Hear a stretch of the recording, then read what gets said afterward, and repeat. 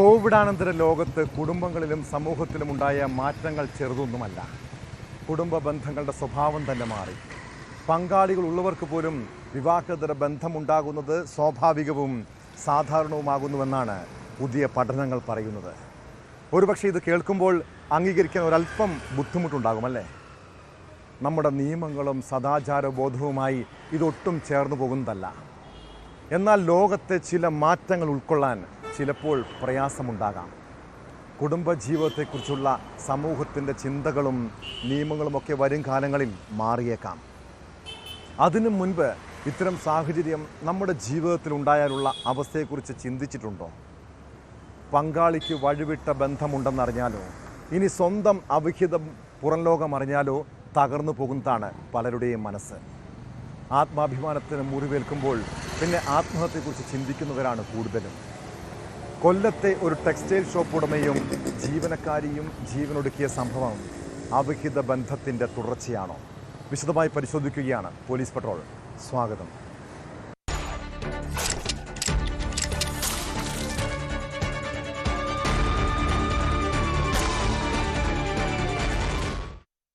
കോഴിക്കോട് സ്വദേശിയായ അലി ഏതാനും വർഷങ്ങൾക്ക് മുൻപ് കച്ചവട ആവശ്യത്തിനായി കൊല്ലം ആയൂരിലെത്തിയതാണ്. അവിടെ അയാൾ ഒരു ടെക്സ്റ്റൈൽ ഷോപ്പ് ആരംഭിക്കുന്നു. ആ സ്ഥാപനത്തിലെ ജീവനക്കാരിയായിരുന്നു ദിവ്യമോൾ. സാധാരണ ഒരു സെയിൽസ് ഗേളായി ജോലിയിൽ കയറിയ ദിവ്യയെ പിന്നീട് മാനേജറായി നിയമിച്ചു. 2 പെൺകുട്ടികളുടെ അമ്മയായ യുവതിയുമായി അലി അടുപ്പത്തിലായത് മറ്റ് ജീവനക്കാരൊക്കെ മനസ്സിലാക്കിയതാണ്.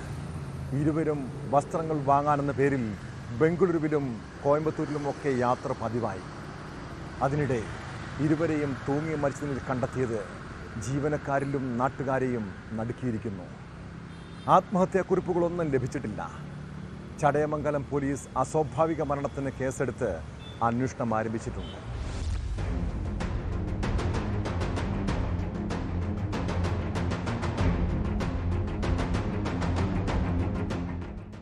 ആയൂരിൽ പ്രവർത്തിച്ചിരുന്ന ലാവിഷ് എന്ന ടെക്സ്റ്റൈൽ ഷോപ്പിനുള്ളിലാണ് ഇരുവരെയും മരിച്ച നിലയിൽ കണ്ടെത്തിയത്. കോഴിക്കോട് സ്വദേശിയും കടയുടമയുമായ അലി, മാനേജറും തേവന്നൂർ സ്വദേശിനിയുമായ ദിവ്യമോൾ എന്നിവരാണ് മരിച്ചത്. ജീവനക്കാർ രാവിലെ കടയിലെത്തിയപ്പോൾ സ്ഥാപനം തുറക്കാതിരുന്നതോടെ നടത്തിയ പരിശോധനയിലാണ് ഇരുവരെയും തൂങ്ങി മരിച്ച നിലയിൽ കണ്ടെത്തിയത്. 2 ഫാനുകളിലായി തൂങ്ങിയ നിലയിലായിരുന്നു മൃതദേഹങ്ങൾ. ആത്മഹത്യ എന്നാണ് പ്രാഥമിക നിഗമനം. ചടയമംഗലം പോലീസ് സ്ഥലത്തെത്തി മേൽ നടപടികൾ സ്വീകരിച്ചു.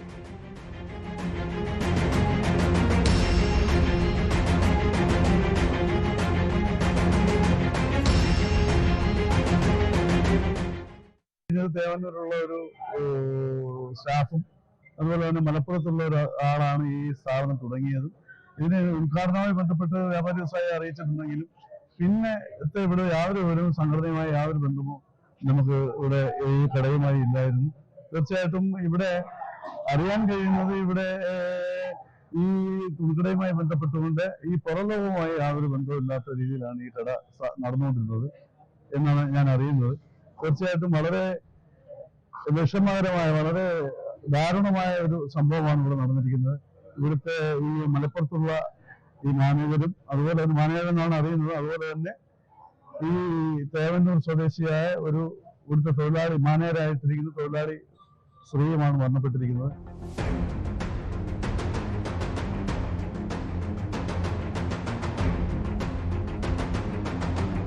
മരണകാരണം പോലീസ് അന്വേഷിച്ചു വരികയാണ്. ഫോറൻസിക് സംഘവും സ്ഥലത്തെത്തി പരിശോധന നടത്തി. കടയിലേക്ക് സ്റ്റോക്ക് എടുക്കുന്നതിനായി ബംഗളൂരു, കോയമ്പത്തൂർ തുടങ്ങിയ സ്ഥലങ്ങളിൽ ഇവർ ഒരുമിച്ചായിരുന്നു പോയിരുന്നത്. ഇരുവരും അടുപ്പത്തിലായിരുന്നുവെന്നും ജീവനക്കാർ പോലീസിന് മൊഴി നൽകിയിട്ടുണ്ട്. ദിവ്യമോൾ വിവാഹിതയും 2 പെൺകുട്ടികളുടെ അമ്മയുമാണ്.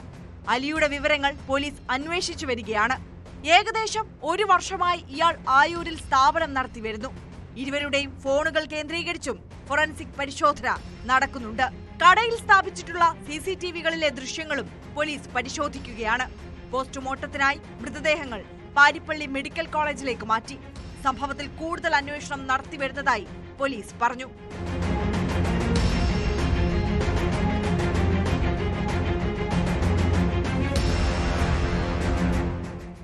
ന്യൂസ് 18 കൊട്ടാരക്കര. ഡോക്ടർമാരിൽ വിഷാദരോഗവും ആത്മഹത്യാ പ്രവണതയും വർദ്ധിക്കുന്നുവെന്ന് ഇന്ത്യൻ ജേണൽ ഓഫ് സൈക്കാട്രി നടത്തിയ പഠനത്തിൽ കണ്ടെത്തിയതാണ്. ഇന്ത്യൻ ഡോക്ടർമാരിൽ 30% പേർക്ക് വിഷാദരോഗമുണ്ടെന്നും ഇതിൽ 17% പേർ ജീവിതം അവസാനിപ്പിക്കണമെന്നും ആലോചിച്ചവരാണ്. വിദ്യാഭ്യാസ കാലം മുതലുള്ള സമ്മർദ്ദവും ജോലിയും കുടുംബജീവിതവുമൊക്കെ ഡോക്ടർമാരുടെ മനസ്സിനെ സംഘർഷഭരിതമാക്കുന്നുണ്ട്. കേരളത്തിലും ഈ സമീപകാലത്ത് ഡോക്ടർമാർ ആത്മഹത്യ ചെയ്ത സംഭവങ്ങൾ പലയിടങ്ങളിൽ നിന്നും കേൾക്കുന്നു. കോട്ടയം മെഡിക്കൽ കോളേജിലെ സർജറി വിഭാഗം ഡോക്ടറെ വീടിനുള്ളിൽ മരിച്ച നിലയിൽ കണ്ടെത്തിയതാണ് ഒടുവിലത്തെ കേസ്. വെള്ളൂർ സ്വദേശി ഡോക്ടർ ജൂബേൽ ജെ കുന്നത്തൂരിനെ കിടപ്പുമുറിയിൽ തൂങ്ങി മരിച്ച നിലയിലാണ് കണ്ടത്. ഡോക്ടർ കുറച്ചു നാളുകളായി വിഷാദരോഗത്തിന് ചികിത്സയിലായിരുന്നുവെന്ന് ഡോക്ടർമാർ പറയുന്നു.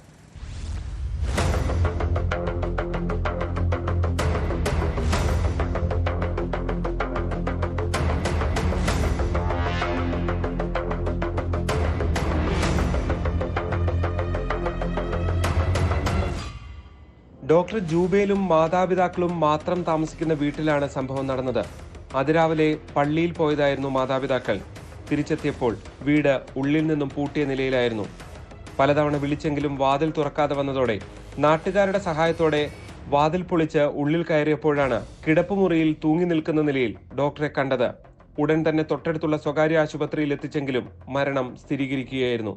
കോട്ടയം മെഡിക്കൽ കോളേജിലെ സർജറി വിഭാഗത്തിൽ അസിസ്റ്റന്റ് പ്രൊഫസറായിരുന്നു ഡോക്ടർ ജൂബേൽ ജെ കുന്നത്തൂർ. ഡിപ്രഷന് മരുന്ന് കഴിച്ചിരുന്നതായി പോലീസിന് സൂചന ലഭിച്ചിട്ടുണ്ട്. പോസ്റ്റ്മോർട്ടം പരിശോധനയിലൂടെ മരണകാരണം സംബന്ധിച്ച് അന്തിമ വ്യക്തത വരുത്താനാണ് പോലീസിന്റെ തീരുമാനം. നിലവിൽ അസ്വാഭാവിക മരണത്തിന് കേസെടുത്ത് അന്വേഷണം നടത്തിവരികയാണ്. ഇദ്ദേഹത്തിന്റെ ഭാര്യ കോയമ്പത്തൂരിൽ MDക്ക് പഠിക്കുകയാണ്. മകൾ തൊടുപുഴയിൽ ജൂബേലിന്റെ ഭാര്യ വീട്ടിലാണുള്ളത്.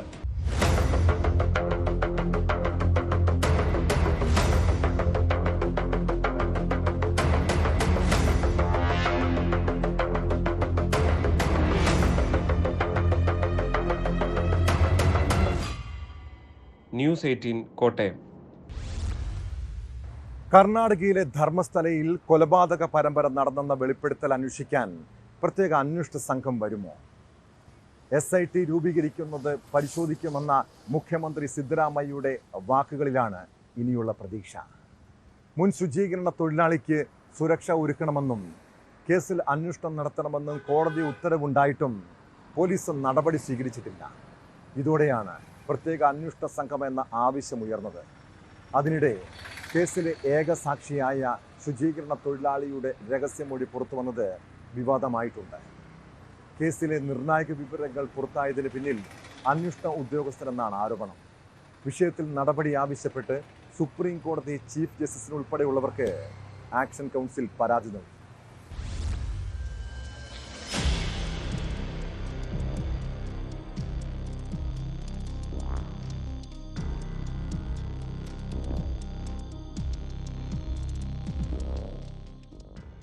ജൂലൈ 14 ബെൽത്തങ്ങാടി കോടതിയിലാണ് ധർമ്മസ്ഥല കൊലപാതക പരമ്പരയിൽ ഞെട്ടിപ്പിക്കുന്ന വെളിപ്പെടുത്തൽ നടത്തിയ ശുചീകരണ തൊഴിലാളിയുടെ രഹസ്യമൊഴി രേഖപ്പെടുത്തിയത്.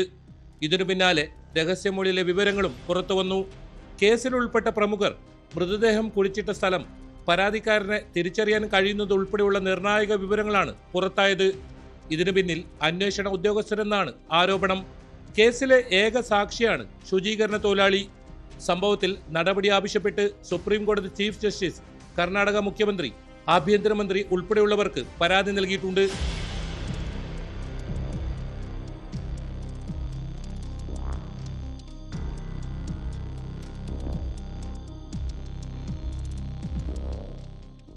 ജീവൻ അപകടത്തിൽപ്പെട്ടാൽ ധർമ്മസ്ഥല പോലീസായിരിക്കും ഉത്തരവാദിയെന്നും അഭിഭാഷകരായ ധീരജ് SJ, അനന്യ ഗൌഡ എന്നിവർ മുഖേന നൽകിയ പരാതിയിൽ ശുചീകരണ തൊഴിലാളി പറയുന്നു. അതേസമയം മൃതദേഹം കുഴിച്ചിട്ടെന്ന് വെളിപ്പെടുത്തിയ സ്ഥലം മണ്ണ് നീക്കി പരിശോധിക്കാൻ അന്വേഷണ സംഘം ഇതുവരെ തയ്യാറായിട്ടില്ല. പരാതിക്കാരനും കുടുംബത്തിനും സുരക്ഷ നൽകണമെന്ന് കോടതി ഉത്തരവും നടപ്പിലായില്ല.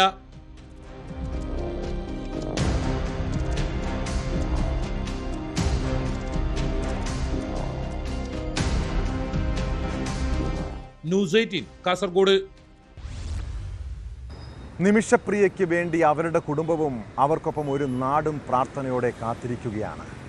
ഇനി കൊല്ലപ്പെട്ട തലാലിൻ്റെ കുടുംബത്തിൻ്റെ മനം മാറ്റമാണ് ആകെയുള്ള പ്രതീക്ഷ. യമനിലെ ആ ഗോത്രവർഗത്തിൻ്റെ വികാരം മനസ്സിലാക്കാൻ കഴിയും. എന്നാൽ നിമിഷയുടെ അമ്മയും മക്കളും പ്രിയപ്പെട്ടവരും ഉള്ളുനിറി കരയുന്നത് ഒരു വല്ലാത്ത നോവാണ്. യമനിൽ നിന്ന് മാപ്പ് കിട്ടിയാൽ വധശിക്ഷ ഒഴിവാകും. നിമിഷപ്രിയയെ മോചിപ്പിക്കാൻ ആവുന്നതെല്ലാം ചെയ്യണമെന്ന് കേന്ദ്ര സർക്കാരിനോട് സുപ്രീം കോടതി ആവശ്യപ്പെട്ടിട്ടുണ്ട്. നിമിഷപ്രിയയുടെ മോചനത്തിൽ പ്രതീക്ഷ നൽകുന്ന നിർദ്ദേശമാണ് കോടതിയിൽ നിന്നുണ്ടായതെന്ന് ആക്ഷൻ കൗൺസിൽ പ്രതികരിച്ചു.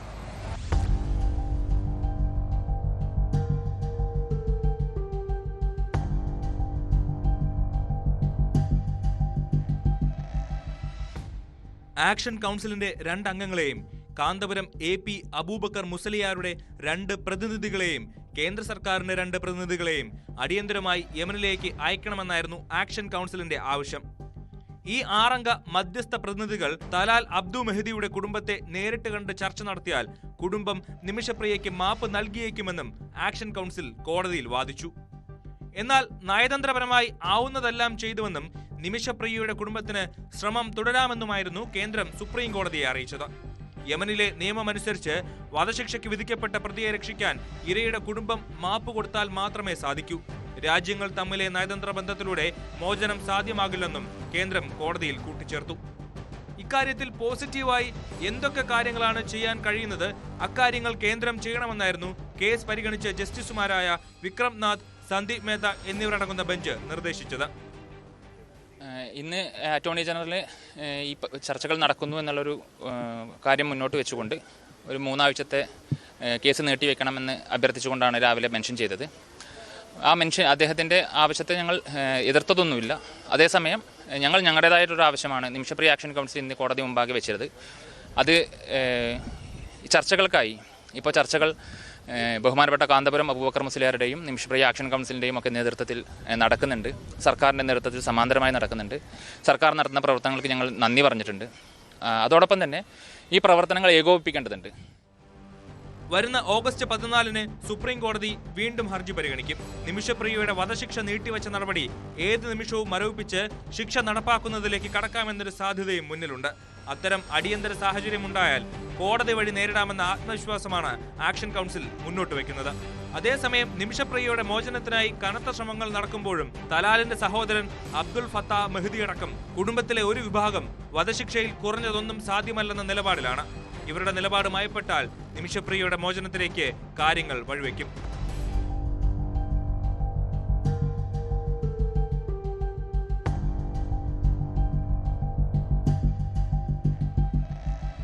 News desk, news 18. പത്തനംതിട്ടയിൽ അന്തേവാസിയായ യുവതിയെ അനാഥാലയ നടത്തിപ്പുകാരിയുടെ മകൻ വിവാഹം കഴിച്ച സംഭവം ഏറെ വാർത്താ പ്രാധാന്യം നേടിയതാണ്. ആദ്യം ആ കുടുംബത്തെ എല്ലാവരും പ്രശംസിച്ചെങ്കിലും പിന്നീട് പ്രായപൂർത്തിയാകും മുൻപ് പെൺകുട്ടി ഗർഭിണിയായതോടെ നടത്തിയ വിവാഹമെന്ന രീതിയിൽ അത് വിവാദമായി. അനാഥാലയ നടത്തിപ്പുകാരി, മകൻ എന്നിവർക്കെതിരെ പരാതിയും കേസുമായതോടെ അവർ കോടതിയെ സമീപിച്ചു. മുൻകൂർ ജാമ്യാപേക്ഷ പരിഗണിച്ച ഹൈക്കോടതി പ്രതികളുടെ അറസ്റ്റ് താൽക്കാലികമായി തടഞ്ഞിട്ടുണ്ട്. അതേസമയം മറ്റൊരു പെൺകുട്ടിയെ അടിച്ചെന്ന പരാതിയിൽ സ്ഥാപന നടത്തിപ്പുകാരിക്കെതിരെ പോലീസ് മറ്റൊരു കേസും രജിസ്റ്റർ ചെയ്തു.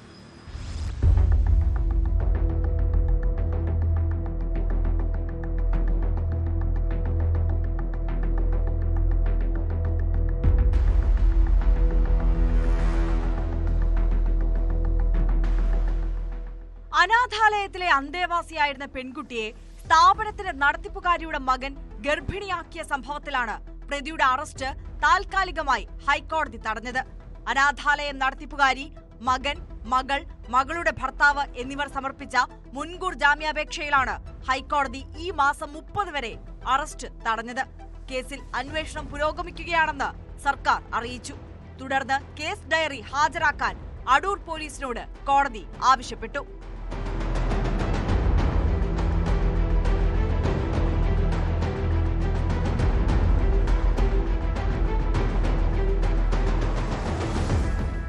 പെൺകുട്ടി ഗർഭിണിയായതോടെ മകനെ കൊണ്ട് പെൺകുട്ടിയെ വിവാഹം കഴിപ്പിച്ചെങ്കിലും പ്രായപൂർത്തിയാകുന്നതിന് മുൻപ് ഗർഭിണിയായ സാഹചര്യത്തിലാണ് പോലീസ് പോക്സോ വകുപ്പ് പ്രകാരം കേസെടുത്തിരുന്നത്.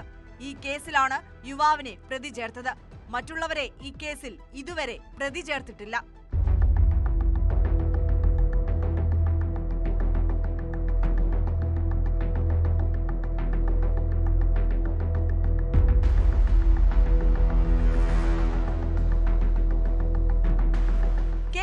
കെട്ടിച്ചമച്ചതാണെന്നും മറ്റൊരു അനാഥാലയത്തിന്റെ നടത്തിപ്പുകാരാണ് ഇതിന് പിന്നിലെന്നുമാണ് ഹർജിക്കാരുടെ വാദം. അതേസമയം മുറ്റം വൃത്തിയാക്കാത്തതിന് മറ്റൊരു പെൺകുട്ടിയെ അടിച്ചെന്ന പരാതിയിൽ സ്ഥാപനം നടത്തിപ്പുകാരിക്കെതിരെയും പോലീസ് കേസെടുത്തിട്ടുണ്ട്. 2 വർഷം മുമ്പാണ് ഈ സംഭവം നടന്നത്. പോലീസ് സ്ഥാപനത്തിലെ കുട്ടികളുടെ മൊഴിയെടുക്കുമ്പോഴാണ് നടത്തിപ്പുകാരിക്കെതിരെ കുട്ടി മൊഴി നൽകിയത്.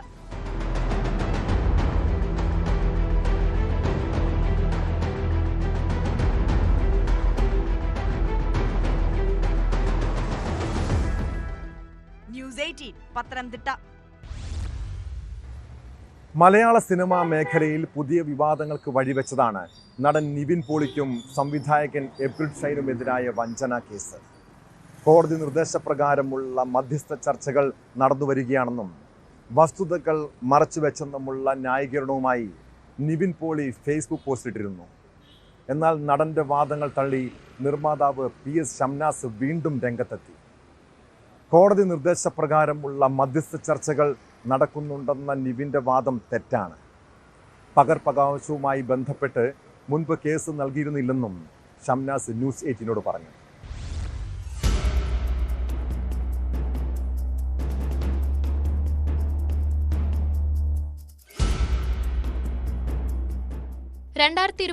ജൂൺ 28 മുതൽ ഈ വിഷയത്തിൽ കോടതി നിർദ്ദേശപ്രകാരമുള്ള മധ്യസ്ഥ ചർച്ചകൾ നടന്നുവരികയാണെന്നാണ് നിവിൻ പോളി പറയുന്നത്.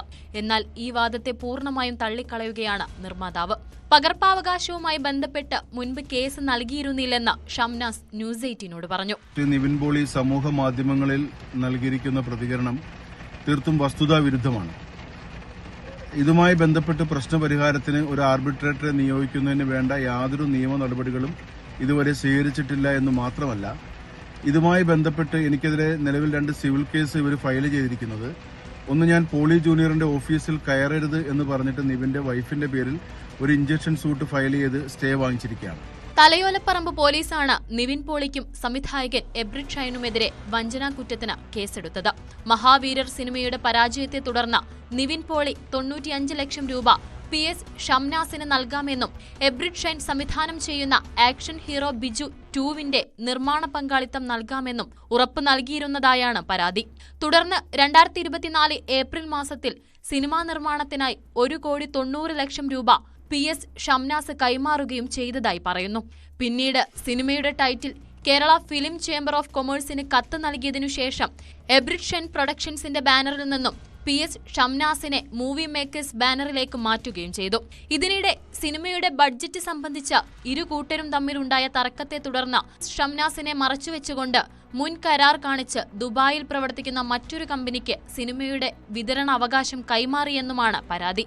ദുബായ് ആസ്ഥാനമാക്കിയുള്ള കമ്പനിയിൽ നിന്നും നിവിൻ പോളിയുടെ നിർമ്മാണ കമ്പനിയായ പോളി ജൂനിയേഴ്സിന് അവകാശമുണ്ടെന്ന് തെറ്റിദ്ധരിപ്പിച്ച് 5 കോടി രൂപയുടെ വിതരണാവകാശം ഉറപ്പിക്കുകയും 2 കോടി രൂപ അഡ്വാൻസായി കൈപ്പറ്റുകയും ചെയ്തതായും പരാതിയിൽ പറയുന്നു.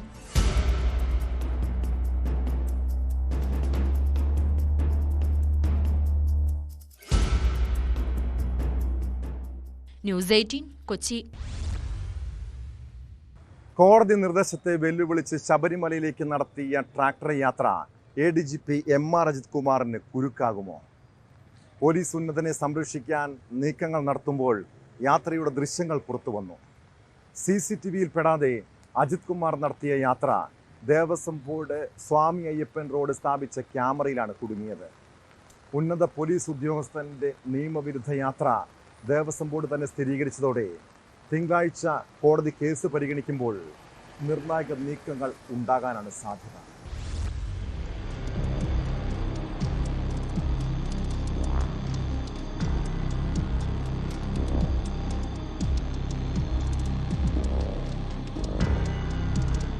പമ്പയിൽ ഔദ്യോഗിക വാഹനത്തിലെത്തി സ്വാമി അയ്യപ്പൻ റോഡിലൂടെ കുറച്ചു ദൂരം നടന്ന് CCTVയില്ലെന്ന് ഉറപ്പാക്കി അജിത് കുമാറും സംഘവും ട്രാക്ടർ യാത്ര ആരംഭിച്ചു. തിരുവല്ലയിൽ നിന്നെത്തിയ പോലീസ് ഡ്രൈവറും മറ്റു 2 പോലീസ് ഉദ്യോഗസ്ഥരും ഒപ്പമുണ്ടായിരുന്നു.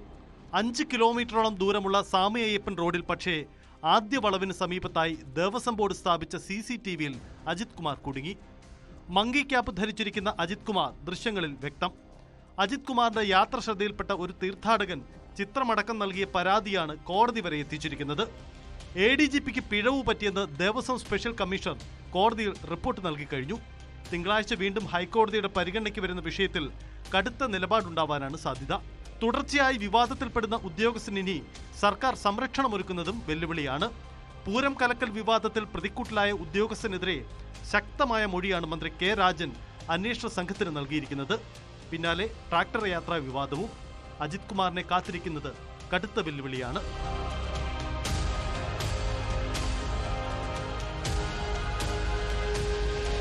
ന്യൂസ് 18 പത്തനംതിട്ട. മാരകായുധങ്ങളും പെപ്പർ സ്പ്രേയുമായി സ്കൂളിൽ വരുന്ന കുട്ടികൾക്ക് അതിൻ്റെ ഗൗരവം എന്താണെന്ന് മനസ്സിലാകുന്നുണ്ടോ? പെപ്പർ സ്പ്രേ പ്രയോഗിക്കുന്നത് ജാമ്യം പോലും ലഭിക്കാത്ത കുറ്റമാണ്.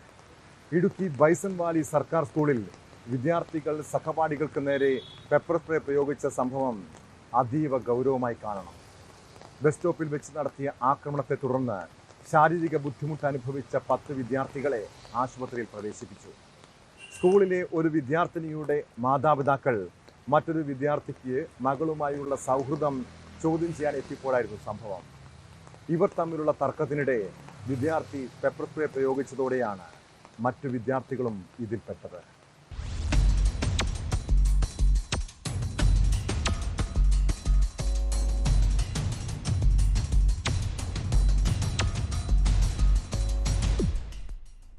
ബൈസൺ വാലി സർക്കാർ സ്കൂളിൽ പഠിക്കുന്ന വിദ്യാർത്ഥിയും ഇതേ സ്കൂളിലെ മറ്റൊരു വിദ്യാർത്ഥിയുടെ മാതാപിതാക്കളും തമ്മിലുണ്ടായ വാക്ക് തർക്കമാണ് കയ്യാങ്കളിയിലേക്കും കുരുമുളക് സ്പ്രേ പ്രയോഗത്തിലേക്കും നയിച്ചത്.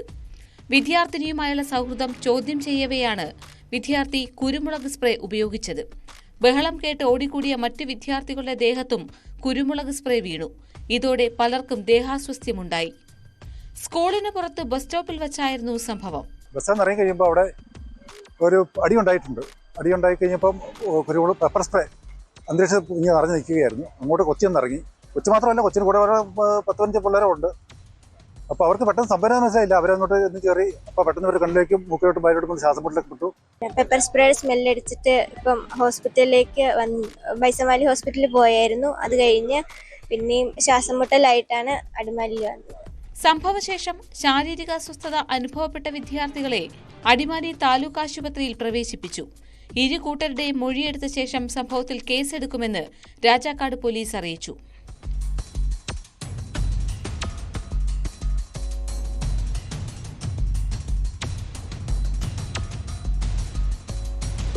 ന്യൂസ് 18 ഇടുക്കി.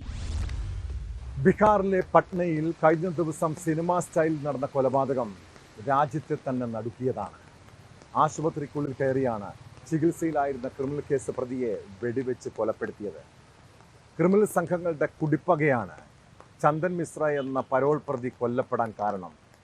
5 അംഗ കൊലയാളി സംഘത്തിലെ ഒരാളെ പോലീസ് അറസ്റ്റ് ചെയ്തു. സോഷ്യൽ മീഡിയ ഇൻഫ്ലുവൻസർ കൂടിയായ തൗസീഫ് ബാഷയാണ് പിടിയിലായത്. മറ്റു ചിലരും കസ്റ്റഡിയിലുണ്ടെന്നാണ് സൂചന. സംഘത്തിലെ മറ്റുള്ളവരെ തിരിച്ചറിഞ്ഞതായി പോലീസ് പറയുന്നു.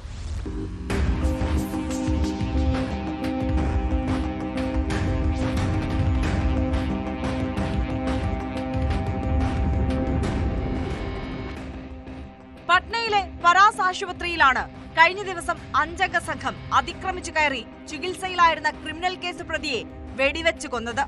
നിരവധി കൊലപാതക കേസുകളിലെ പ്രതിയായ ചന്ദ്രൻ മിശ്രയാണ് കൊല്ലപ്പെട്ടത്. അക്രമികളുടെ CCTV ദൃശ്യങ്ങൾ പുറത്തുവന്നിരുന്നു. ആശുപത്രിയുടെ ഇടനാഴിയിലൂടെ നടന്നെത്തുന്ന 5 അംഗ സംഘം മിശ്രയുടെ മുറിക്ക് മുന്നിലെത്തി തോക്കുകൾ എടുക്കുന്നതും മുറിക്കുള്ളിലേക്ക് കയറുന്നതും കൊലയ്ക്കു ശേഷം ഓടി രക്ഷപ്പെടുന്നതും ദൃശ്യങ്ങളിൽ കാണാം. ദൃശ്യങ്ങളുടെ അടിസ്ഥാനത്തിൽ നടത്തിയ അന്വേഷണത്തിലാണ് ഒരു പ്രതിയെ പോലീസ് അറസ്റ്റ് ചെയ്തത്.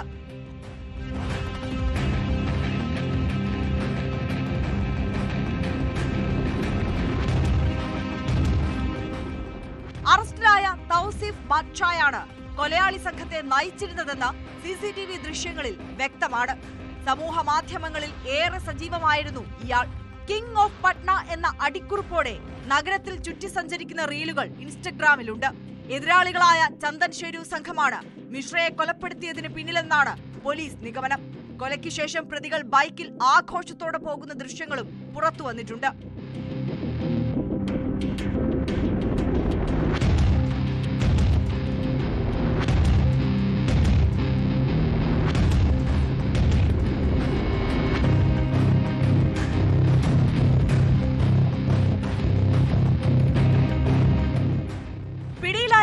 പോലീസ് വിശദമായി ചോദ്യം ചെയ്തു വരികയാണ്.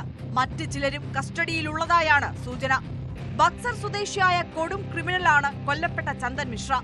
ഭഗൽപൂർ ജയിലിലായിരുന്ന ഇയാൾ പരോളിലിറങ്ങി ആശുപത്രിയിൽ ചികിത്സയ്ക്കെത്തിയതായിരുന്നു.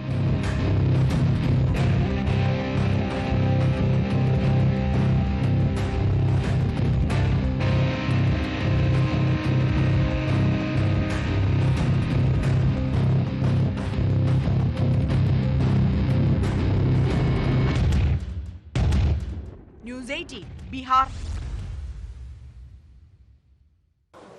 കഞ്ചാവ് വിൽപ്പനയും മോഷണവുമൊക്കെ തൊഴിലാക്കിയ ആളാണ് വടകര വില്യാപ്പള്ളി സ്വദേശി മിഖാൽ മൊയ്തീൻ കുട്ടി. പകലോ രാത്രിയോ ഒന്നും വ്യത്യാസമില്ല, തക്കം കിട്ടിയാൽ എവിടെയും കയറി മോഷ്ടിക്കും. കഴിഞ്ഞ ദിവസം കോഴിക്കോട് മുക്കം നീലേശ്വരം ജുമാ മസ്ജിദിൽ പട്ടാപ്പകലാണ് മൊയ്തീൻ കുട്ടി കവർച്ച നടത്തിയത്. CCTV ദൃശ്യങ്ങളിൽ നിന്നാണ് പോലീസ് പ്രതിയെ തിരിച്ചറിഞ്ഞത്. സംഭവത്തിന് ശേഷം നാടുവിട്ട പ്രതിയെ മുക്കം പോലീസ് അറസ്റ്റ് ചെയ്തു. മസ്ജിദിലെ മുസ്ലിയാരുടെ പണം മോഷ്ടിച്ച കേസിലാണ് നടപടി.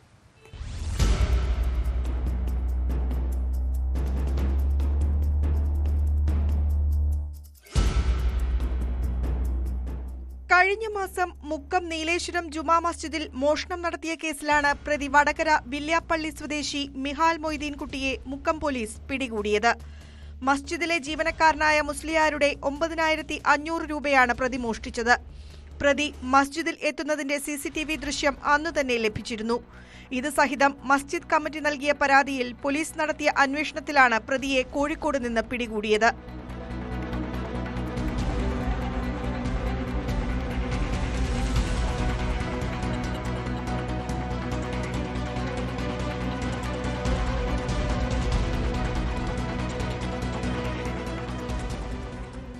കഴിഞ്ഞ മാസം 18 രാവിലെ 8 മണിയോടെ റെയിൻകോട്ട് ധരിച്ചാണ് പ്രതി മസ്ജിദിൽ എത്തിയത്.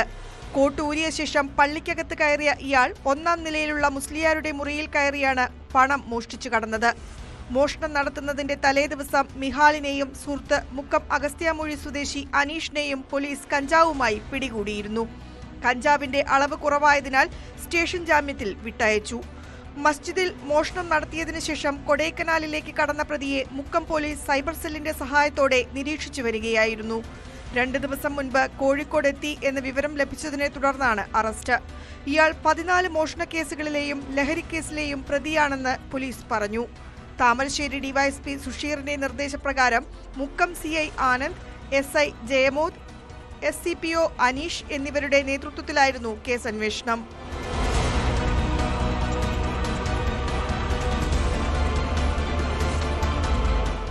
ന്യൂസ് 18 മുക്കം. നമ്മുടെ നാട്ടിൽ കുരുമുളകിനെ കറുത്ത പൊന്നെന്ന് വിശേഷിപ്പിക്കാറുണ്ടല്ലേ? കാരണം സുഗന്ധവ്യഞ്ജനങ്ങളുടെ രാജാവാണിത്. മലയോര മേഖലകളിൽ കുരുമുളക് കൃഷിയെ ആശ്രയിക്കുന്ന ഒട്ടേറെ കർഷകരുണ്ട്. അവിടെ കള്ളന്മാർക്ക് സ്വർണം പോലെ തന്നെ ഈ കറുത്ത പൊന്നിനോടും വലിയ താല്പര്യമാണ്. ഇടുക്കിയിൽ വീട് കുത്തി തുറന്ന് കുരുമുളക് മോഷ്ടിച്ച കള്ളനെക്കുറിച്ചാണ് പറഞ്ഞു വരുന്നത്. നെടുങ്കണ്ട സ്വദേശിയായ പനച്ചിക്കൽ അജ്മലാണ് പിടിയിലായത്. അയൽവാസിയുടെ വീട്ടിൽ നിന്ന് 80 കിലോ കുരുമുളകാണ് ഇയാൾ മോഷ്ടിച്ചത്.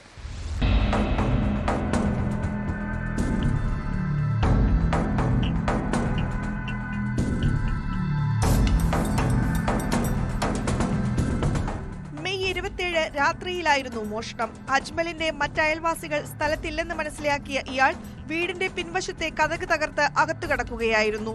തുടർന്ന് ചാക്കിൽ സൂക്ഷിച്ചിരുന്ന 80 കിലോ കുരുമുളക് അപഹരിച്ചു. ഇതിൽ 37 കിലോ തൂക്കുപാലത്തെ മലഞ്ചരക്ക് കടയിൽ വിറ്റു. തുടർന്ന് ആറന്മുളയിലെ ഭാര്യ വീട്ടിലേക്ക് പോയ അജ്മൽ അവിടെ തുടർന്നു. കഴിഞ്ഞ ദിവസം വീട്ടുടമസ്ഥർ തിരികെ എത്തിയപ്പോഴാണ് മോഷണ വിവരം അറിഞ്ഞത്.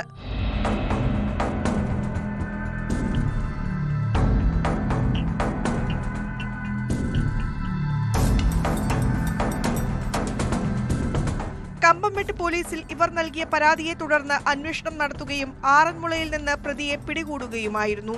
നെടുങ്കണ്ടം കോടതിയിൽ ഹാജരാക്കിയ പ്രതിയെ റിമാൻഡ് ചെയ്തു.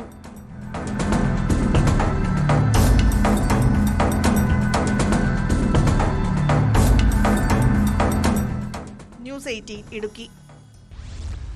കൊല്ലം തേവലക്കര സ്കൂളിൽ അധികൃതരുടെ അനാസ്ഥ കാരണം ഒരു കുഞ്ഞിന്റെ ജീവൻ നഷ്ടപ്പെട്ടു.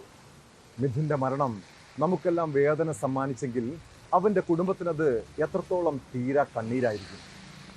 8ാം ക്ലാസ് വിദ്യാർത്ഥിയുടെ മരണത്തിൽ എവിടെയാണ് വീഴ്ച സംഭവിച്ചത്? പ്രധാന അധ്യാപിക മാത്രമാണോ കുറ്റക്കാരി?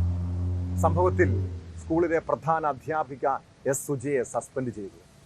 സ്കൂളിൽ കുട്ടികൾക്ക് സുരക്ഷിതത്വം ഉറപ്പുവരുത്തുന്നതിൽ പ്രധാന അധ്യാപിക വീഴ്ച വരുത്തിയെന്ന് ചൂണ്ടിക്കാട്ടിയാണ് നടപടി. അതേസമയം തേവലക്കര സ്കൂളിലെ സൈക്കിൾ ഷെഡിന് അനുമതിയില്ലെന്ന രേഖകളും പുറത്തു വന്നിട്ടുണ്ട്.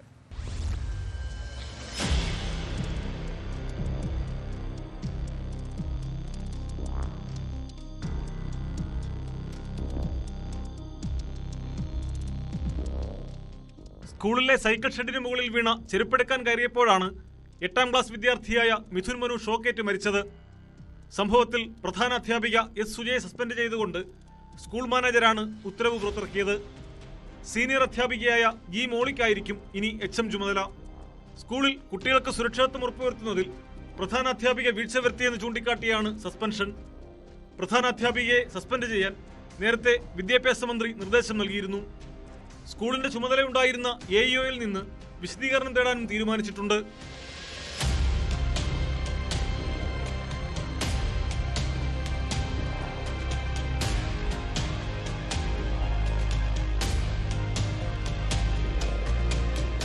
പ്രധാന അധ്യാപികയ്ക്ക് ഗുരുതര വീഴ്ചയുണ്ടായെന്ന പൊതുവിദ്യാഭ്യാസ വകുപ്പിന്റെ അന്തിമ റിപ്പോർട്ട് വിദ്യാഭ്യാസ മന്ത്രിക്ക് കൈമാറിയിരുന്നു.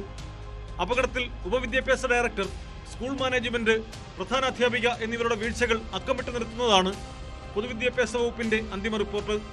വൈദ്യുതി വകുപ്പിന്റെ പ്രാഥമിക അന്വേഷണ റിപ്പോർട്ടും സ്കൂൾ മാനേജ്മെന്റിന് വീഴ്ചയുണ്ടായിട്ടുണ്ടെന്നാണ്.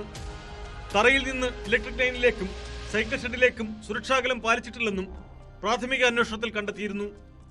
ഈ വർഷത്തെ ഫിറ്റ്നസ് നൽകിയത് ക്ലാസ് ഓഫീസ് മുറികൾക്ക് മാത്രമാണെന്നും സൈക്കിൾ ഷെഡിന് പഞ്ചായത്ത് ഫിറ്റ്നസ് നൽകിയിട്ടില്ലെന്നും രേഖകളിൽ വ്യക്തമാണ്. ബാലാവകാശ commission chairman KV Manoj Kumar school സന്ദർശിച്ചു. വർഷങ്ങളായി വൈദ്യുതി ലൈൻ താഴ്ന്നു കിടന്നത് വീഴ്ചയാണെന്നും വിഷയം ഗൗരവത്തോടെ കാണുന്നുവെന്നും കമ്മീഷൻ ചെയർമാൻ പറഞ്ഞു. ഇവിടുന്ന് കാഴ്ചയിൽ തന്നെ ഇത് കാണുന്നുണ്ട്. കുട്ടികൾക്ക് അതുവഴി ഇറങ്ങി വരാൻ കഴിയുന്ന തരത്തിൽ കുട്ടികളല്ലേ, കുട്ടികൾ ഉണ്ടാവുന്ന എല്ലാ സ്ഥലങ്ങളും സുരക്ഷിതമായിരിക്കണമെന്ന് തന്നെയാണ് ഞങ്ങൾ ആഗ്രഹിക്കുന്നത്. ഗവൺമെന്റ് നിലപാടും അത് തന്നെയാണെന്നാണ് ഞങ്ങൾ മനസ്സിലാക്കുന്നത്.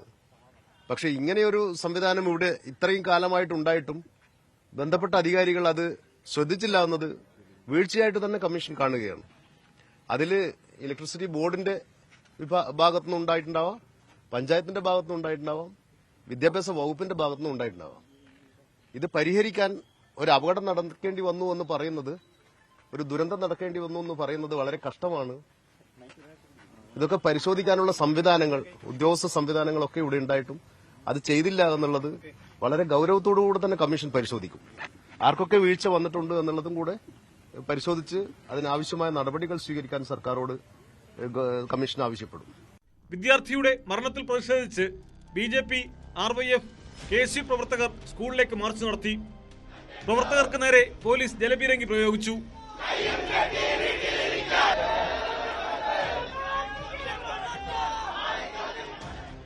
ന്യൂസ് 18 കൊല്ലം. സംസ്ഥാനത്തെ സർക്കാർ സംവിധാനങ്ങളുടെ വീഴ്ചകൾ ഒട്ടേറെ മനുഷ്യജീവനങ്ങൾക്ക് ഭീഷണിയാകുന്നുണ്ട്. മലപ്പുറം കൊണ്ടോട്ടി സ്വദേശി മുഹമ്മദ് ഷായാണ് ഇതിന്റെ ഒടുവിലത്തെ ഇര. ഗൃഹനാഥന്റെ ജീവൻ പൊലിഞ്ഞത് KSEBയുടെ ഗുരുതര അനാസ്ഥ കാരണമെന്നാണ് ആരോപണം. പൊട്ടി വീണ വൈദ്യുതി കമ്പിയിൽ നിന്ന് ഷോക്കേറ്റാണ് മുഹമ്മദ് ഷാ മരിച്ചത്. കുറ്റക്കാർക്കെതിരെ നടപടി ആവശ്യപ്പെട്ട് പ്രതിഷേധം ശക്തമാണ്.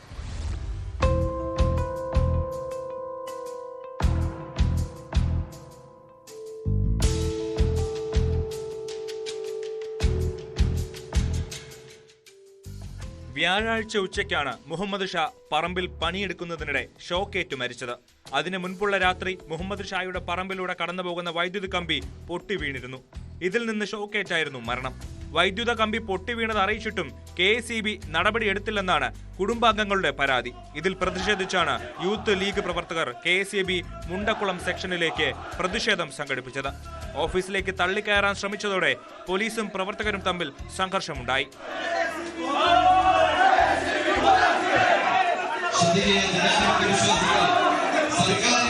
ഓഫീസിലേക്ക് തള്ളിക്കയറിയ പ്രവർത്തകർ വീഴ്ച വരുത്തിയവർക്കെതിരെ നടപടി വേണമെന്നാവശ്യപ്പെട്ട് ഉദ്യോഗസ്ഥരെ തടഞ്ഞുവെച്ചു.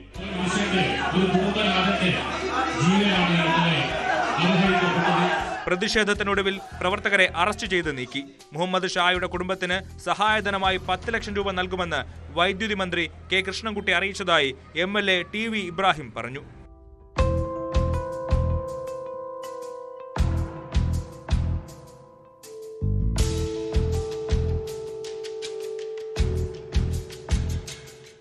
ന്യൂസ് 18 മലപ്പുറം.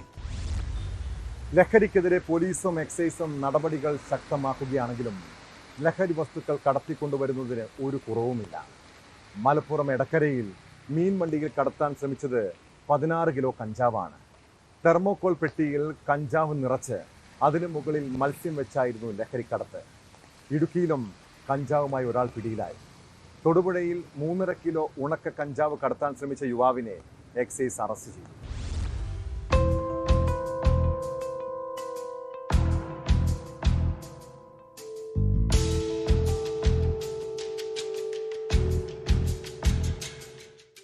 മലപ്പുറം എടക്കരയിൽ മീൻവണ്ടിയിൽ കടത്താൻ ശ്രമിച്ച 16 കിലോ കഞ്ചാവുമായാണ് രണ്ടുപേരെ പോലീസ് പിടികൂടിയത്.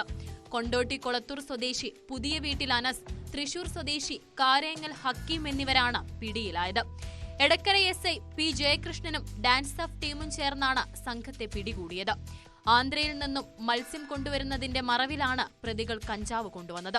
പെട്ടെന്ന് പിടിക്കാതിരിക്കാനായി കഞ്ചാവ് തെർമോകോൾ പെട്ടിയിൽ നിറച്ച് അതിനു മുകളിൽ മത്സ്യം നിറച്ച പെട്ടികൾ വെച്ചിരുന്നു. പ്രതികൾ മുൻപും ഇത്തരത്തിൽ കഞ്ചാവ് കടത്തിയതായി മൊഴി നൽകി. വധശ്രമ കേസിൽ ശിക്ഷ ലഭിച്ചയാളാണ് ഹക്കീം.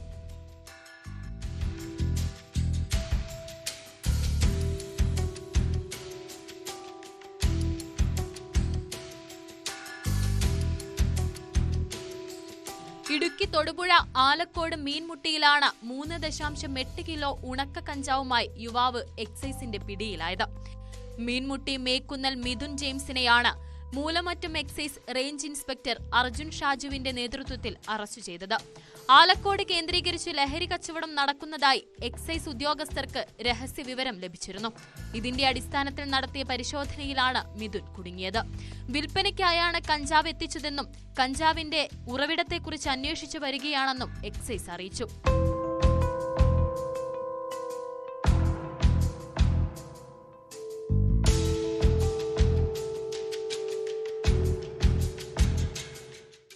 ന്യൂസ് 18 മലപ്പുറം ഇടുക്കി. വിദ്യാർത്ഥി സംഘർഷങ്ങൾ പലപ്പോഴും അതിരുകടക്കാറുണ്ട്. സമരക്കാർ പോലീസിനെ പോലും വകവെക്കാത്ത അവസ്ഥ. മലപ്പുറം കുറ്റിപ്പുറം ലോ കോളേജിൽ SFI നടത്തിയ പ്രതിഷേധ മാർച്ച് പോലീസുമായുള്ള ഏറ്റുമുട്ടലിൽ കലാശിച്ചു. സംഘർഷത്തിൽ ഒരാൾക്ക് പരിക്കേറ്റിട്ടുണ്ട്. കാലിക്കറ്റ് സർവകലാശാലയിലെ കാവ്യവൽക്കരണത്തിനെതിരെ പ്രതിഷേധിച്ച വിദ്യാർത്ഥികളെ സസ്പെൻഡ് ചെയ്ത നടപടിക്കെതിരെയായിരുന്നു മാർച്ച്.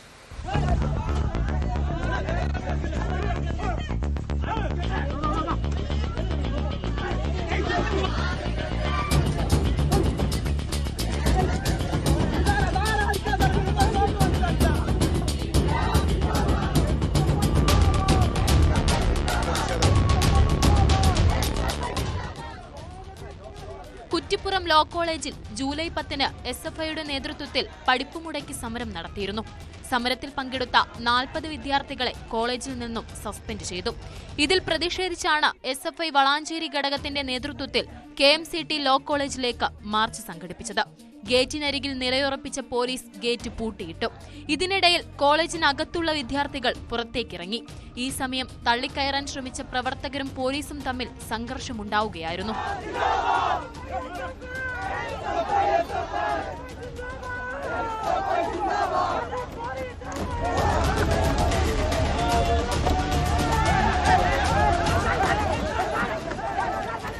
സംഘർഷത്തിൽ ഒരു വിദ്യാർത്ഥിക്ക് പരുക്കേറ്റു. തുടർന്ന് വിദ്യാർത്ഥികൾ റോഡ് ഉപരോധിച്ചു.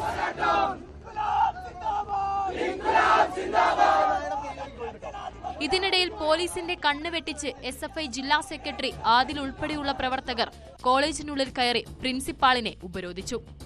തിരൂർ DYSP പ്രേമാനന്ദന്റെ നേതൃത്വത്തിലുള്ള പോലീസ് എത്തിയാണ് രംഗം ശാന്തമാക്കിയത്.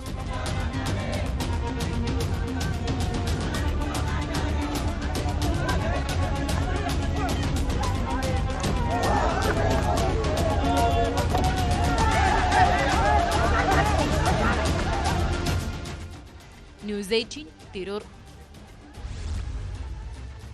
കുറ്റകൃത്യങ്ങളുടെ മറ്റു ചില വാർത്തകൾ ചുരുക്കത്തിൽ. വിപണിയിലുള്ള വെളിച്ചെണ്ണയിൽ മായം ചേർത്തിട്ടുണ്ടോ എന്ന് പരിശോധിക്കാൻ ഭക്ഷ്യസുരക്ഷാ വകുപ്പിന്റെ നേതൃത്വത്തിൽ സംസ്ഥാന വ്യാപകമായി പരിശോധന നടത്തി. ഓപ്പറേഷൻ നാളികേര എന്ന പേരിൽ 980 സ്ഥാപനങ്ങളിൽ നടത്തിയ പരിശോധനയിൽ 25 സ്ഥാപനങ്ങൾക്ക് തിരുത്തൽ നോട്ടീസ് നൽകി.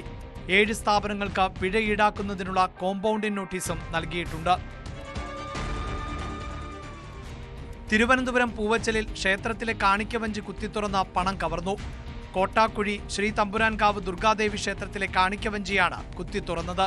സംഭവത്തിൽ പോലീസ് അന്വേഷണം തുടങ്ങി. കൈക്കൂലിക്കേസിൽ ഒല്ലൂർ പോലീസ് സ്റ്റേഷനിലെ സീനിയർ CPO A സജീഷിന് ജാമ്യം. പരാതിക്കാരനിൽ നിന്ന് 2000 രൂപ കൈക്കൂലി വാങ്ങിയ കേസിൽ ഹൈക്കോടതിയാണ് ജാമ്യം അനുവദിച്ചത്. വിജിലൻസ് അന്വേഷണവുമായി സഹകരിക്കണമെന്നും കോടതി. രാജ്യത്തെ ആദ്യ ഡിജിറ്റൽ അറസ്റ്റ് തട്ടിപ്പ് കേസിൽ പ്രതികൾ കുറ്റക്കാരനെന്ന് കോടതി. കാർഷിക ശാസ്ത്രജ്ഞനായിരുന്ന പാർത്ഥകുമാർ മുഖ്യോപാധ്യായയിൽ നിന്ന് 1 കോടി രൂപ തട്ടിയെടുത്തെന്നായിരുന്നു കേസ്. വിവിധ സംസ്ഥാനങ്ങളിൽ നിന്നുള്ള 9 പേരെയാണ് കൊൽക്കത്തയിലെ കല്യാണി സബ് ഡിവിഷണൽ കോടതി കുറ്റക്കാരെന്ന് കണ്ടെത്തിയത്. പല ദിവസങ്ങളിലും കൂട്ടാത്മഹത്യകളെക്കുറിച്ച് കേൾക്കാറുണ്ടല്ലേ? നമ്മുടെ സമൂഹത്തിൽ ആത്മഹത്യ നിരക്ക് വർദ്ധിക്കാനുള്ള കാരണം എന്താണെന്ന് ചിന്തിച്ചിട്ടുണ്ടോ? വിഷാദരോഗവും കുടുംബ പ്രശ്നങ്ങളും ചില തോൽവികളും ദുരഭിമാനവുമൊക്കെ പലരെയും ജീവനൊടുക്കാൻ പ്രേരിപ്പിക്കാറുണ്ട്. ആത്മഹത്യ ഒരുതരം ഒളിച്ചോട്ടാണ്. നമ്മുടെ ജീവിതത്തിൽ ഉണ്ടാകുന്ന സന്തോഷം പോലെ തന്നെയാണ് ദുഃഖകരമായ അവസ്ഥയും. ഇതിങ്ങനെ മാറി മറിഞ്ഞുകൊണ്ടിരിക്കും. ആത്മഹത്യ ചെയ്തതുകൊണ്ട് ഒരാൾക്കും നമ്മളോട് സഹതാപം ഉണ്ടാകില്ല. പ്രിയപ്പെട്ടവർക്ക് തീരാ ദുഃഖം മാത്രമാകുമത്. നമ്മുടെ പരാജയം കാണാൻ കാത്തിരിക്കുന്നവരുടെ മുന്നിൽ എന്നേക്കുമായി അങ്ങനെ തോറ്റുകൊടുക്കരുത് കേട്ടോ. വിജയിക്കാനായി പോരാടുകയാണ് വേണ്ടത്. ഇതോടെ പോലീസ് പെട്രോൾ പൂർണ്ണമാകുന്നു. നമസ്കാരം.